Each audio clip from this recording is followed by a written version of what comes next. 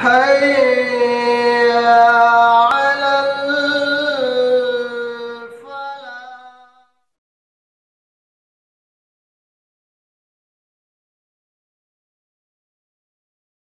بسم الله والصلاة والسلام على رسول الله وبعد. عن أبي هريرة رضي الله تعالى عنه أن رسول الله صلى الله عليه وسلم قال: إذا نودي للصلاة أدبر الشيطان وله ضراط حتى لا يسمع التأذين، فإذا قضي النداء أقبل، حتى إذا ثوب بالصلاة أدبر، حتى إذا قضى التثويب أقبل، حتى يخطر بين المرء ونفسه يقول اذكر كذا اذكر كذا لما لم يكن يذكر، حتى يظل الرجل لا يدري كم صلى. رواہ مسلم، بخاری و مسلم. امام بخاری اور امام مسلم رحمہم اللہ نے اپنی اپنی کتابوں کے اندر اس روایت کو حضرت ابو ہریرہ رضی اللہ تعالی عنہ سے نقل فرمایا.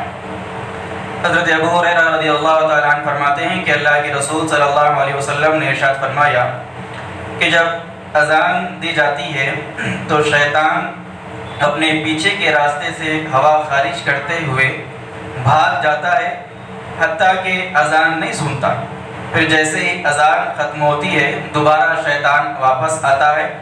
پھر جب اقامت کہی جاتی ہے تو پھر دوبارہ شیطان اقامت کے کلمات کو سن کر بھاگ جاتا ہے. اس کے بعد جب اقامت ختم ہو جاتی ہے پھر دوبارہ اس آدمی کے پاس پلٹ کر آتا ہے. پھر نماز پڑھنے والوں کے دلوں میں مختلف انداز سے وسوسے ڈالتا ہے، مختلف خیالات ڈالتا ہے اور کہتا ہے کہ تم فلاں بات کو یاد کرو، فلاں چیز کو یاد کرو، جبکہ نماز کے دوسرے اوقات میں، غیر نماز کے اوقات میں ان چیزوں کی ہم کو یاد نہیں آتی. انسان نماز کی حالت میں ان چیزوں کو انسانوں کے ذہنوں میں شیطان ڈالتا ہے. اس کے بعد یہاں تک کہ شیطان انسان کو بھلا دیتا ہے حتیٰ کہ آدمی بھول جاتا ہے کہ اس نے کتنی رکعتیں نماز ادا کی. اللہ کے رسول صلی اللہ علیہ وسلم نے یہ حدیث شیطان کے تعلق سے بیان کی کہ جس کے اندر سب سے پہلی چیز اذان کے کلمات کی فضیلت، اذان کے کلمات کی عظمت معلوم ہوئی.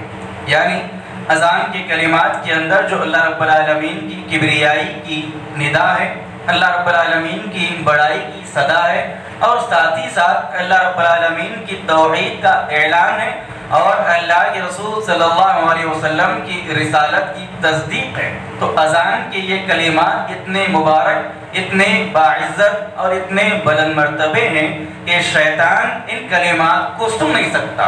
نہ اذان کے کلمات کے اندر ان باتوں کو شیطان سنتا ہے اور نہ ہی اقامت کے کلمات میں شیطان اللہ کی کبریائی، اللہ کی وحدانیت کو سن سکتا ہے. تو جیسے ہی اذان شروع ہوتی ہے شیطان دور بھاگ جاتا ہے اور پھر جب اذان ختم ہوئی دوبارہ انسان کے پاس شیطان آ جاتا.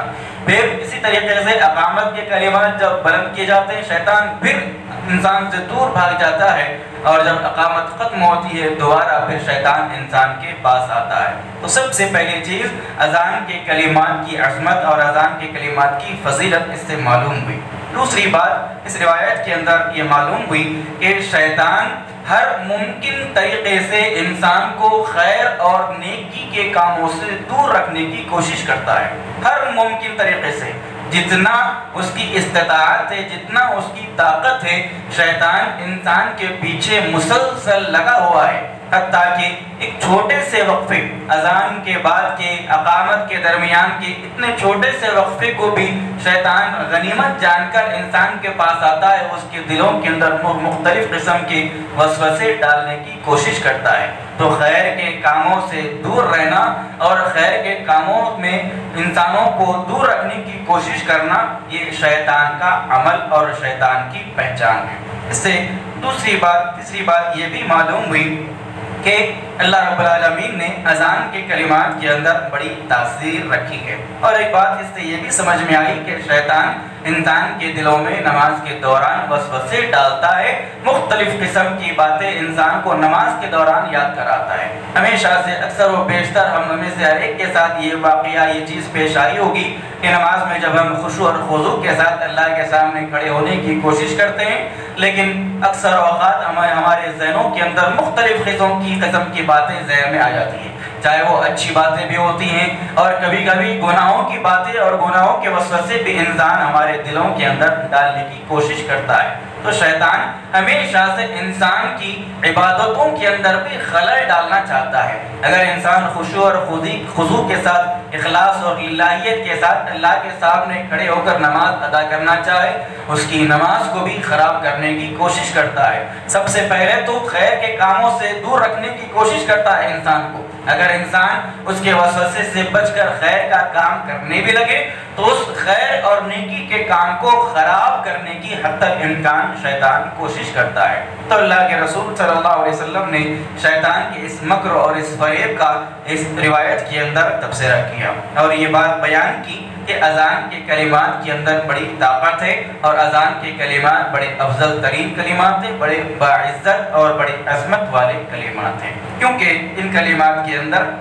ایک طرف جہاں اللہ رب العالمین کی کبریائی، اللہ رب العالمین کی عظمت کا اعلان ہے، وہیں اللہ کی توحید اور اللہ کے رسول صلی اللہ علیہ وسلم کی رسالت کا اقرار بھی ہے۔